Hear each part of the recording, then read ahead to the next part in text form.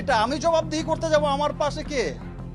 আমি কাকে জবাব দিতে যাব? এটা আমার ঘর। আব্রাহাম খান জয়ের জন্মদিনে শাকিব খান তার নিজ বাসায় অপু বিশ্বাসকে ডেকে নিয়েছিলেন ঠিকই, কিন্তু তা ইচ্ছের বাহিরে, অর্থাৎ দায়িত্বের জায়গা থেকে তিনি তার দায় সেরেছেন। এখানে অপু বিশ্বাসের উপস্থিতি মোটেই শাকিব খানকে আনন্দিত করেননি, বরং তিনি আরো বিরক্ত বোধ করেছেন।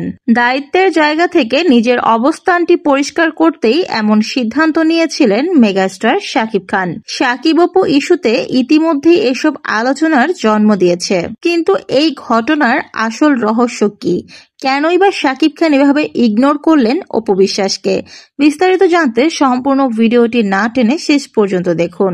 মাত্র কয়েকদিন আগেই শবনম ইয়াসমিন বুবলির সঙ্গে যুক্তরাষ্ট্রে ছিলেন শাকিব খান। শাকিব খানের সঙ্গে শবনম ইয়াসমিন বুবলির সম্পর্ক কিরকম সেটা ইতিমধ্যেই সকলে জেনে গেছে বিভিন্ন ছবি এবং ভিডিওর মাধ্যমে।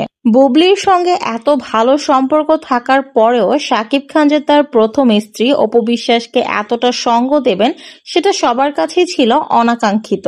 বাবা হিসেবে আব্রাহাম খান জয়ের জন্মদিনে শাকিব খানের উপস্থিতি থাকবেই, কিন্তু সেখানে অপু বিশ্বাসের উপস্থিতিটা সবার নজর কেড়েছে। বর্তমানে বুবলির সঙ্গে শাকিব খানের প্রকাশ্যে কোনো রকম সম্পর্ক নেই, তবুও বীরের প্রতি জন্মদিনে বুবলির উপস্থিতি থাকে। এখন যদি বড় ছেলের জন্মদিনে তার মা অপু বিশ্বাসের উপস্থিতি না থাকে, তাহলে তাকে এই দিক থেকে বঞ্চিত করা হবে। তাই বাবার জায়গা থেকে অপু বিশ্বাসকে ডেকে নিয়েছিলেন শাকিব খান। আব্রাহাম খান জয়ের জন্মদিনে যদি মা অপু বিশ্বাসের উপস্থিতি না থাকে, তাহলে সহজেই বলা যায় ছেলে জয় খুবই মন খারাপ করবে। আর শাকিব খান তার সন্তানদের কতটা ভালোবাসে সেটা তো বলার অপেক্ষা রাখে না। ছেলেদের খুশি করতে যে কোনো কিছু করতেই প্রস্তুত কিং খান।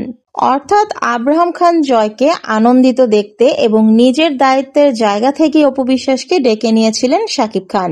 কিন্তু মুখোমুখি হবার পরেও তাদের মাঝে ছিল দীর্ঘ দূরত্ব। শাকিব খান ফিরেও তাকায়নি অপু বিশ্বাসের দিকে। শাকিব খান যে অপু বিশ্বাসের উপস্থিতিটা পুরোপুরি ইগনোর করছেন সেটা কিন্তু তার সবগুলো ছবি দেখলেই সহজেই বোঝা যায়। তো ভিউয়ার্স, এই বিষয়ে আপনাদের মন্তব্য কি?